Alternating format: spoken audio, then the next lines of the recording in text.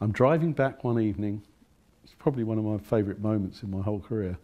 I was driving back early, which was rare. I had a Rolls Royce at that point, driving me roller back to Ham in Richmond. And the drive show was on with Roger Scott, who was the DJ, God bless Roger. And he comes on and he plays a track by a group called Squeeze, and he announces it as being on the Deptford Fun City record label.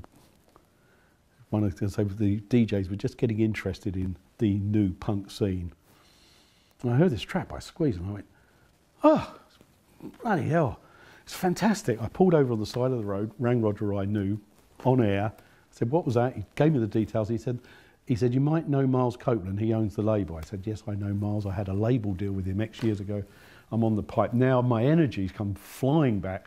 On the phone to Miles, I said, Miles, I've got to have Squeeze. They're on a label, independent label you've got called Deptford Fun City. He says, yeah. He said, if you really want it and you promise you're going to do a good job, you got it. That was the deal. He brought them in. We had the Take Me I'm Yours track. I got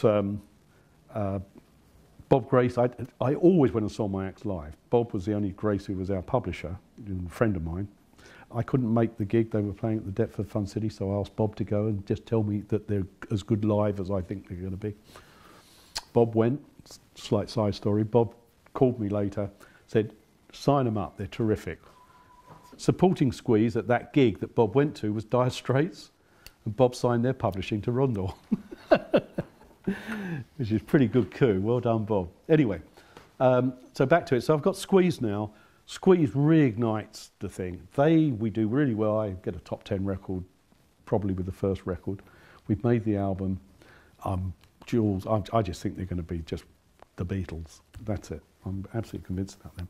Miles turns up at my office during that time, and he walks in and he said, Derek, I'm going to get you to do something you've never done. He said, you're going to sign an act without ever hearing them. I said, you know I'd never do that. I've known you for years. He said, this you're going to do. I said, well, why would I do that? He said, because it'll only cost you £300 and it's me. He said, if you can't spend £300 on me, right? So I said, well, all right, I'll play the game. I promise I'll sign them. What's it about? The deal, he said, shake hands, shake hands. He comes up, I said, who's the group? He said, it's the Police.